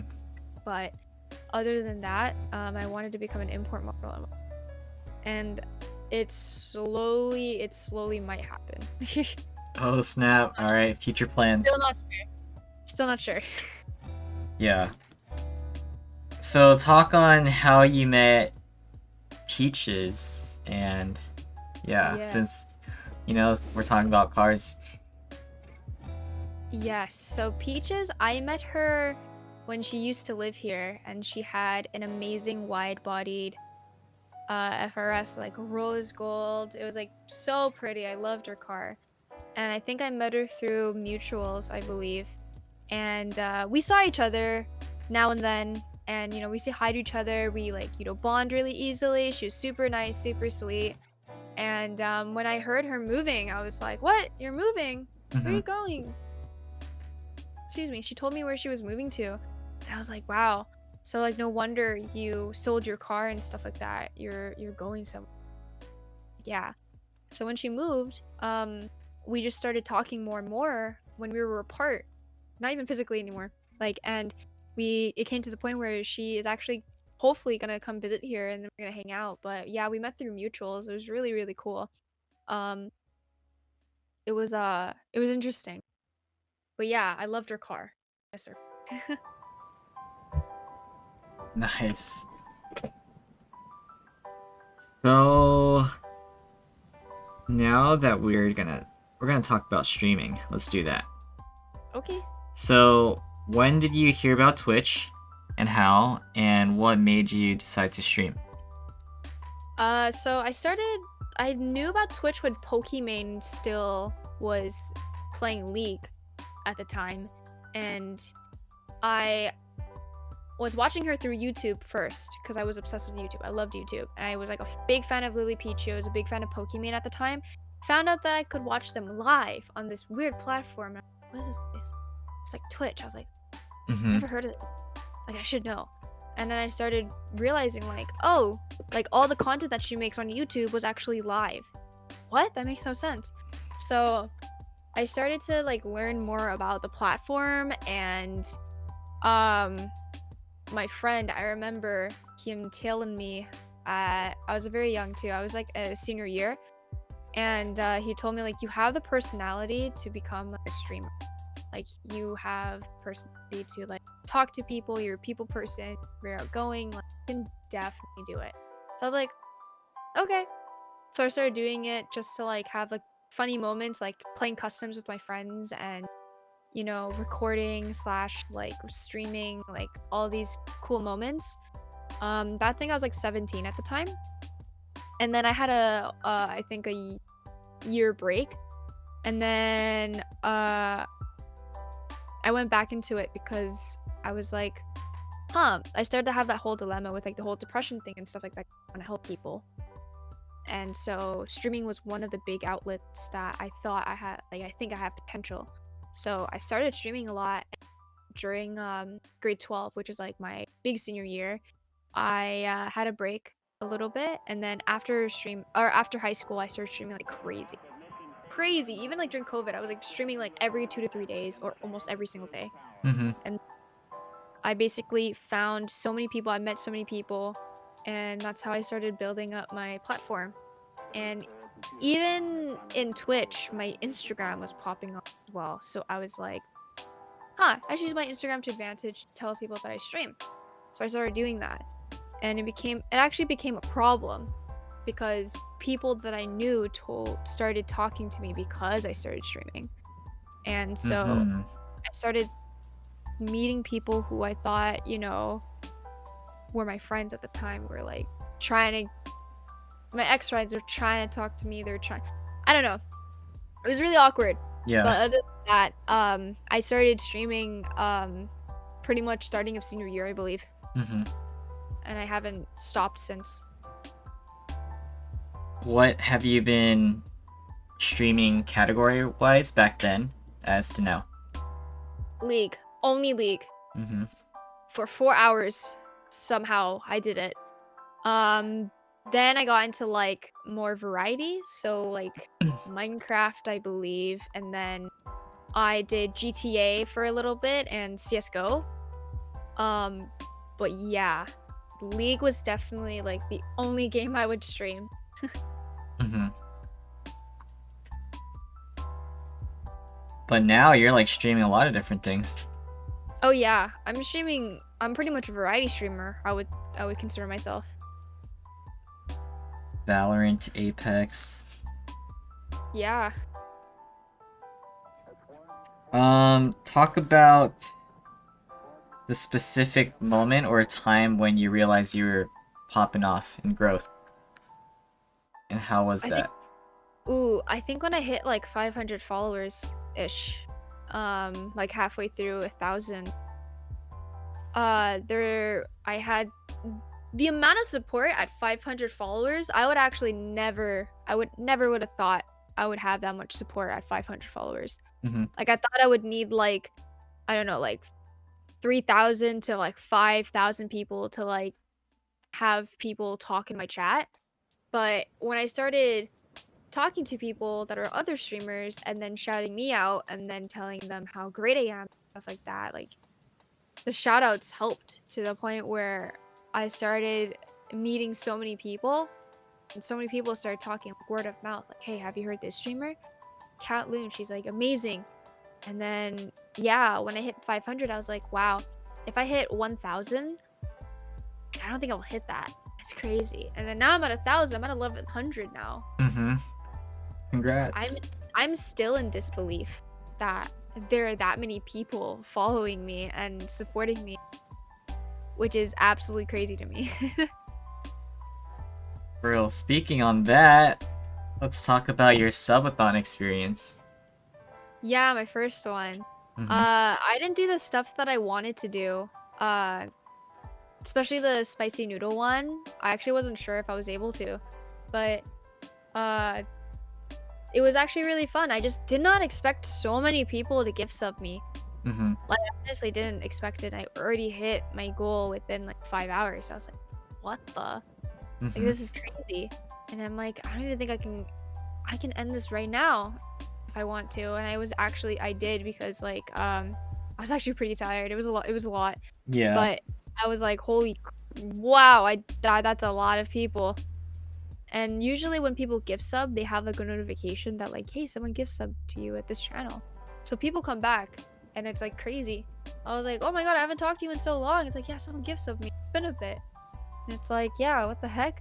And that Uh-huh. happened to me when I was streaming today. Yeah, do you want to talk about what your mindset was before that? Because it seemed like you were pretty down. Yeah, I was actually sad that I ended it early. I should have like kept on going. But I actually had plans after the subathon, so I had to end it and I felt Mm-hmm. really sad. But, like, you were contemplating on even doing the subathon, right? On that day? Yeah, yeah. During the subathon, I was starting my full-time job. So Mm-hmm. I wasn't sure if I should focus on my job or should, just, book a day off for subathon and just like see what happens. And eventually I just contemplated for a long time and I was like, whatever, let's do it at the end of the month. So I just did it. Hmm. Do you have, like, a favorite memory or stream? I would say, you probably know when Linda rated me for the first time when I was playing Animal Crossing. I remember someone suggested me on Linda's stream and I was like in disbelief. I was like, "What?" Oh, I don't wow. That was Linda. before that was before she was partnered too. Mm-hmm. And she had so many people that like supported her too, even when she was like before she was partnered. And then during the time it was people that were from Linda stream still watch me too. And I was like, what? I'm so confused. Like why did you raid me? But yeah, someone suggested me and I know who it is. And he's amazing. Um but yeah, I was like, whoa. And even people rating me now, like even it was like a small amount, like it means so much to me. But Mm-hmm. yeah, the biggest one is probably when um I had like my first dono, I had like my first sub, or like my first follow, stuff like that. Like I remember someone donating me, like $20 for no reason. Why would you sub why would you donate me $20? I don't get it. Uh-huh. Yeah, so all those like small moments, like the first time I would get like dono and stuff, like that's pretty much like the only highlights that I can remember. And raids from like, another streamer who's also partner her name is Grem Lindy. And yeah, Grem Lindy and Linda were probably like the biggest raids I've ever had. It's crazy. Yeah, that's awesome. Mm-hmm. The memories. Do you know, like, who your day ones are? Are they still active and around? Or who are your, like, oldest supporters that are still around? Yeah, there's actually I believe quite a few actually. Anyone who has like the founders badge, I've been talking to them even before I started streaming. So it's crazy. Mm-hmm. But yeah, most of them are like I believe like 15 plus month subscriber. They're like a Jeez. founder. Yeah, it's crazy. Have you ever dealt with, like, hate and trolls on Twitch? And if so, how did you handle the situation? Yeah, I remember posting it on my Instagram. I didn't think it was I knew that it was a joke for a lot of people, Mm-hmm. but during the time when there's that like stop Asian hate type thing, it became a really big issue here on Twitch, especially to a lot of the Asian community here. Mm-hmm. And I was scared, honestly. Even to during COVID, I was actually scared to like stream now and then. Even going outside, I had a really, really bad like anxiety where like I feel like someone's gonna attack me just because of my race. Yeah. And I remember someone coming in saying that like trying to make a joke about me eating dog and whatever. Like, oh, you're the dog eating race. And I remember him. I didn't ban him or anything like that. I just said you're really dumb, are you? Mm-hmm. Like I pretty much shut him down saying like you do realize that like if it was a different person, they wouldn't know how to handle it like how I am. Like maybe don't do that. Yeah. Later on after the stream I banned him. But anyways, yeah, like I remember a lot of trolls. Like I remember I think getting a few follow bots Mm-hmm. now and then. But other than that, I think the only thing I remember when people like would talk about my race a lot is during COVID. I see. How tall is she? She looks mad tall. I'm 5'7". Oh, there you go. I was right. Yeah, I'm 5'7". So that's Crazy. hate and trolls. Any other situations, or was that basically the? Thankfully, thank God, not any hate raids or anything like that. But I hope that I won't be getting any of those anytime soon. I hope not. But yeah, those are probably the only two that I can remember. How did you come up with your name, Catloon? It's a very butchered name of my real name, Caitlin. And I remember my friend Ryan in high school saying like Catloon, Catloon, Catloon, and it stuck with me. So I used that as my username. Hmm. Yeah, and I started to use cat as like a thing where like me with cat ears and stuff like that. And it just became like a thing where it's like I do act like a cat. I just realized. So then I just have like an advertiser of me which is like Catloon. So what's the reason why you would prefer having people call you Cat instead of your real name? The reason why is because I had a few incidents where people, like viewers and stuff, thinking that they know me would call me by my real name. I just feel Oh, you're cutting out somewhat. a little bit. Oh, sorry. It's because first time when my viewers called me by my real name, Mm-hmm. I felt uncomfortable and it felt like that they knew me, and I didn't like that. I don't know why. I just felt like, especially when people say my full name too, like Caitlin Jung, like hey Caitlin Jung, yo, what's up? I don't like that. I felt like you don't know me at all. You shouldn't say my name. Mm-hmm. It's like it's because there's an incident where a viewer called me by my real name, and it's because one of my other friends calls me by my real name, which is my IRL friend. Like I feel more comfortable with my IRL friends calling me by my real name because they know me. But when it comes to like viewers trying to say my real name, I'm like I don't feel comfortable.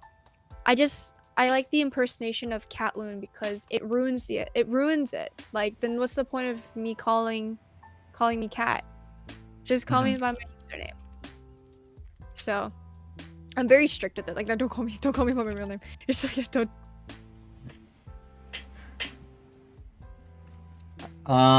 Let's talk about the emotes. Why did you decide to switch it up, and how did you get this person to do it for you, or like the artist specifically? Yeah. So I had my original two emotes, which is my love emote, my gasm emote. I don't talk to that person anymore. So I needed a new artist. So the other ones that I had, like my pog emote, my dab emote, like all that, I pretty much found a random one, which was actually my viewer, and he was like, "Yeah, I'm willing to do some emotes for you." So I had those emotes for a bit, and then I hated the inconsistency of the art style. So I was like, if my subathon goes really well, I can use that subathon money to go towards the emotes, which it did. And I went through Fiverr and I found a really good artist named Matt, like MAT. Mm-hmm. And I loved their art, and I was able to contact them, and I was like, hey, I have a weird request. I have all these emotes already drawn by two different artists. I just want all to be the same like art style. Can you do that for me? Like revamp them for me. And they were like, yeah, okay. Here's how much it costs. And then so I gave them money and I was like, yay, it was done within like barely like 2 weeks. He did it Nice. fast. I love him. It's great. KR likes the butt. Yeah, it was actually a suggestion from another streamer friend. And he has also a butt emote. So he was like, do the butt emote. I was like, okay. So I did the butt emote. Just like that. Yup.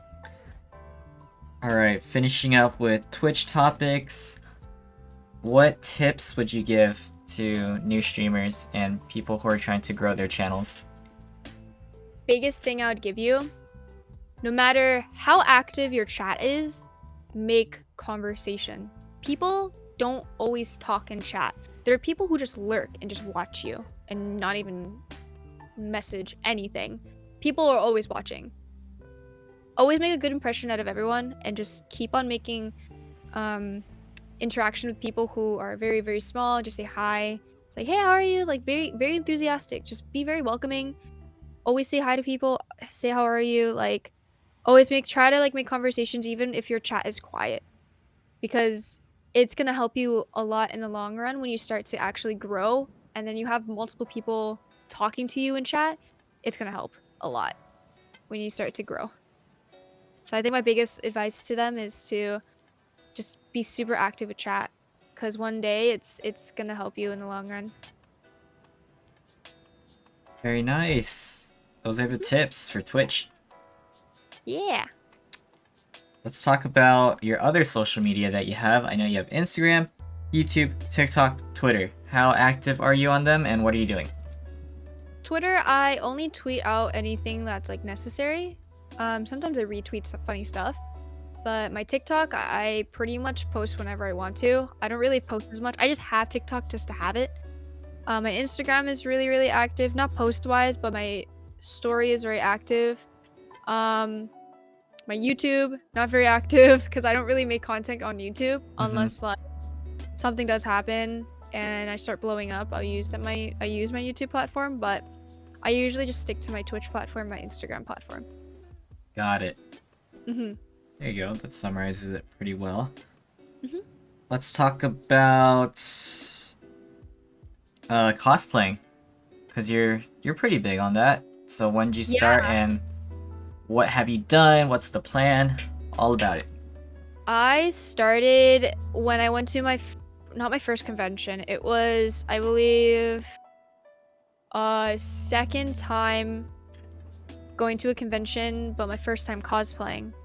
And it was when I was 18 and I cosplayed as Diva. And it didn't really fit me very well. But the thing that I was really proud of was how real it looked, especially with my headphones and my gun and stuff like that. It wasn't the best cosplay, but a lot of people thought it was really, really cool. So it encouraged me a lot to start actually cosplaying. And I was like, oh, like a lot of people like it. Like I want to do more. So my second cosplay was Adhd from League, which was actually the biggest cosplay I've ever did.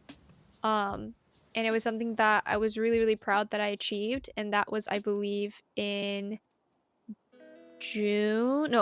August, I believe.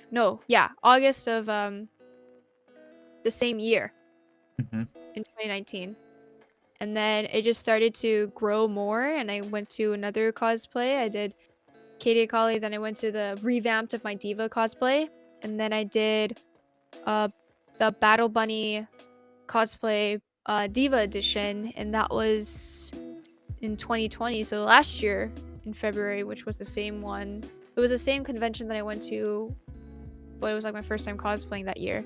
And then I did it the next year. And then a lot of people loved that cosplay.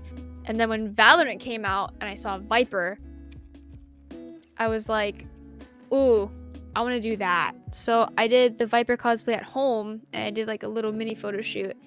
And then, the reason why I just started cosplaying was because I just had I had so many compliments of like people just saying like your body's perfect for cosplaying. You're literally a model, because I wanted to model at first, like runway modeling, but I didn't realize that, you know, cosplaying was something that I can literally dress up and model for, and I was like, I like that way more than just regular modeling. So I started like just cosplaying a lot. Then I started to do photo shoots with a friend, and I did like a post-apocalyptic like type vibe, and I was like, ooh, that's kind of like a cosplay too. So then now I'm like thinking like now I'm getting like my new biggest like the probably the biggest cosplay I'll ever have too, which is my Mona cosplay. I'm probably gonna be doing a shoot for that as well. There you go. That's the cosplay talk. KR Mm-hmm. said that if you do a cosplay with him, he'll do a Diva cosplay. Maybe. I'll probably do it. I haven't cosplayed in a long time. Do you have a favorite Ever that since that COVID. you've done? Like, which one would you pick? Probably my Diva cosplay. Like my regular Diva one, not the battle bunny looking one. Mm-hmm. Or the yeah, no. Probably like my Diva one because it's so simple and it's very comfortable. I don't feel uncomfortable except the wig a little bit. Might be a Yeah. little bit tight. But other than that, like that's like my favorite cosplay to do because it's just so easy to do. Mm-hmm. But yeah. Other than that, if you guys have any questions, feel free to ask Kat. Yeah. I have a few random questions to end things, but do you feel like there's any other topic that you want to talk about? Not really. Most of the questions were all the questions I was pretty much like prepared for. Okay, sounds good. What Yeah. happened to the redeems? Oh, I put down the redeems, or I like close it during podcasts. I'll do Yeah, it after cakes. Appreciate that you. makes sense. Otto, hello, welcome to the stream. Alright, random question number 1. What is your biggest pet peeve? Or what are some of your pet peeves? Slow people. Anyone that's slow physically that is walking in front of me or people who are driving slow. I hate it. Pretty much. There you go. um Mm-hmm. don't like anyone who really is like the pick me person. I like my biggest pet peeve with people is that like they try to be something that they're not a lot. That's like something that I really don't like. Uh Another one is that loud eaters. I don't like that either. Mm. What would you consider as your greatest accomplishment and greatest failure slash regret? Ooh. My biggest accomplishment is probably streaming. My subathon, probably. Um I think the biggest regret is ooh. That's a really tough one. I would say not modeling early enough. But Okay. I had like different I guess like at the time my mindset was more like different priorities, Mm-hmm. but I should have taken that chance and I didn't. And I really regret it. Mm-hmm. So, what was your first impression of me? For me, oh my God, it was like really interesting because the way that we met, it was for a YouTube video. So Yep. I just never expected it.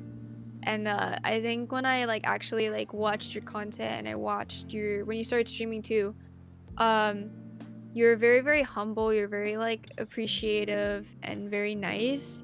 So I just pretty much thought of you as like a person that would be a really good friend. That's all I thought of. But yeah, your impressions were just you're super duper nice.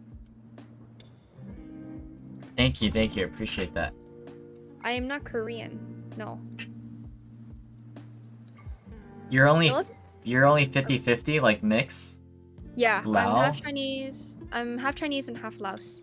My last name is really weird because my last name is like apparently like Korean too, but it's the way that you pronounce it.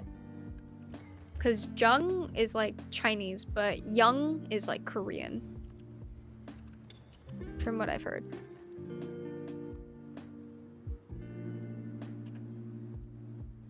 Chang is a fairly common Korean last name. Oh. Yeah, it is. That's why a lot of people were like, "Are you Korean?" Like, no, I'm not Korean. I think I am though. Not gonna lie. I feel like I'm Korean because of my last name. You never know. Yeah, that was a interesting moment. The crazy thing is that I remember making the video and I found you, and then Mhm. it was like we didn't talk till like months later or something. Because Yeah. I wasn't active on Twitch, so I didn't really like follow people and stuff. But I randomly came across you again, and I was just like, "Oh shit, I remember her!" And then I went into your chat and I talked to you, and then that's how it started. Yeah. That's It's interesting crazy. how like it's interesting how you found me too again. I Yeah, was like, whoa, that's crazy. it wasn't That's even like, through recommended. It was like just like browsing through. yeah, it was probably 1 in a million chance, I would say. hmm Because there's so many people who stream every day. And the crazy thing is that like last week, I also found another person from that same video, right? Okay, Oh. but this is even more crazier. So I have a friend I met recently. She's a streamer, and then all of a sudden, that girl showed up in her chat, and I was like, "Wait, I recognize that name." And then the streamer friend said, "That's my cousin," and I'm just like, "I'm pretty sure I met your cousin before." And she's like, "No, there's no way you have." And then I pulled up the video, confirmed it was her. Wow. So That's yeah, crazy. it's insane. Small world somehow. This is like I think the biggest thing with Twitch is like when I think the biggest thing too, what I thought was really crazy is that when you met Peaches. Because I would never Yeah, that shocked me. Your like surprise like shocked me. I was like, wait, what? because I met her like IRL too, and like I was like, how do you know this person? What? It's hmm like so sad. And I feel like a lot of people, especially in the small like Twitch communities, like so many people know so many people, and it starts to connect. It starts like mutuals with mutuals and stuff. It's Exactly. crazy. Yeah. So there's that. All right, down to the last two questions. Who are the top 5 streamers that you currently watch right now? Doesn't have to be in Ooh. any specific order. Um. Usually, I don't really watch streamers as much as I used to, That's fine. but Reasonable. um. Ooh, I would say like the big ones. Like I don't know why, but sometimes I go like if I'm like doing stuff like errands or something in my room, I'm like cleaning my room. I sometimes like watch Bob Ross, or I watch like the duck streams, like Dash Ducks or something, and you like would send them bits and they would like make them feed the ducks. Mm-hmm. Like anything like that. I don't know why I like that. I love ducks. I want a pet duck, but it's actually illegal to have a pet duck here. So I'm really sad. Um, I think another one I probably watch one of my best friends, which is Heather. Her name is Siloon as well. She also streams too, and I watch her stream a lot too. Mm-hmm. Yeah, I just watch like friends streams, and the two big ones is Bob Ross and a duck stream. Gotcha. Yeah. Illegal if the government doesn't know. Jeez. All right. So on to the final question. So consider this that this is using your connection. Who would you like to see as a future guest on this podcast? And why? Ooh.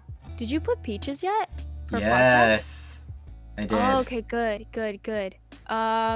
Ooh, I don't know, honestly. Does it have to be someone that we both know? I mean, no, it could be someone that you know. That's why it's like using your connection.